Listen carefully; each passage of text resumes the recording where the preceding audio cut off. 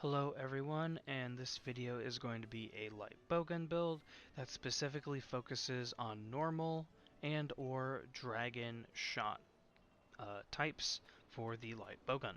For the layered armor, as you can see, it is all Great Azuchi. When I think of light bowgun, this is the primary look that I think of, kind of like a thief or a bandit. I don't know why, that's just kind of how it is with me.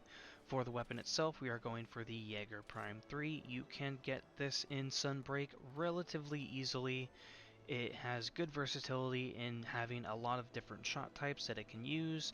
It can rapid fire normal 2 with good reload and recoil resistance. It could do piercing shots, it could do shrapnel, it could do poison, paralysis, exhaust. It could do most elemental attacks, but the one we're focusing on for elemental would be dragon ammo, specifically the regular one, because it rapid fires it with good recoil and reload on it. So like I said before, this is a rapid fire normal shot build and a rapid fire dragon ammo type build. For the helm, as a usual, we are going for the Kaiser Crown X. The skills that it gives baseline is really hard to pass down, in my opinion.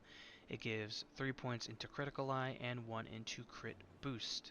Critical eye makes it so we have higher crit chance or affinity, and critical boost means our crits do more damage. And the crit chance on this build comes up to 40%. It's not as great as I would want it to be, but it's as good as I can get with maxed out critical eye. For the chest, we go with the Malzeno Mail. This gives us Blood Right, which means when we break a monster part and we hit it, we heal for a tiny bit. It's not a whole lot. Blood Right isn't the main thing we're going for in this. It is the weakness exploit as well as the decoration slots, which is pretty good. And for the gloves, we are going for the Fake Braces X. This is, I believe, something you get from the Meowster Hunters or the Meowcenaries. I don't remember what it's called in this. You might get it from the farm or the little cat/dog ships that you have. I'm not sure which. This gives us 2 points into normal/rapid up, 2 points into razor sharp. And I believe I have this augmented to also give muck resistance, which isn't something we're actively going for, but it's there nonetheless. So if you're fighting an Almudron or a Duratotus, it helps out a tiny bit. Oops. Oh, excuse me. Oh gosh. So we're mostly going for this for the normal/rapid up because this increases the damage of normal ammo and or rapid type arrows. Obviously we're not using arrows, but this is mostly if we are using the normal type shots. Normal type shots aren't typically what people go for when they do a bowgun build, but they're pretty easy to use and pretty versatile, so I figured why not make one. Next is the Rathalos Coil, which gives us 2 points to attack boost, max out windproof, and I believe it's 1 point into critical boost or weakness exploit. I'm not sure which. I also have this augmented to give me 1 point into recovery speed. And lastly, for the legs, we have the Inga Greaves, as pretty much always, because it gives us 2 points into attack boost, 2 points into critical eye, and 2 level 1 decoration slots. And again, we have the Underworld Petalace, which gives us 70 HP, 100 stamina, 15 attack, 50 defense, and it gives, as you can see, the gains for each is pretty okay. Next, for the Talisman, I have my Boon Talisman, which gives me 3 points into Critical Eye and 1 point into Spare Shot. The Spare Shot actually coming in relatively okay with this build. It's only 1 point, but it gives us a chance to save our ammunition when we shoot. For the actual decoration slots in the weapon, I have Spearbird's Call, which means when we, or every 5-minute intervals, we have a Spearbird from somewhere on the map come to us directly without having to go collect it ourselves. And for the Rampage slot, we have the Deora Soul Jewel, which means as we attack it within a short amount of time, our affinity increases slowly but surely. This is really good for this build as we are mostly focusing on the rapid shots. So because we shoot 3 bullets in quick succession, this should proc relatively consistently. It should be within the time frame required, so this just increases our affinity a little bit more. For the Kaiser Crown, I have my Cornerstone Jewel, which nullifies weak roars, wind pressure, and tremors. The wind pressure isn't needed too much because we have the Rathalos Coil, but the other two things might help out a little bit.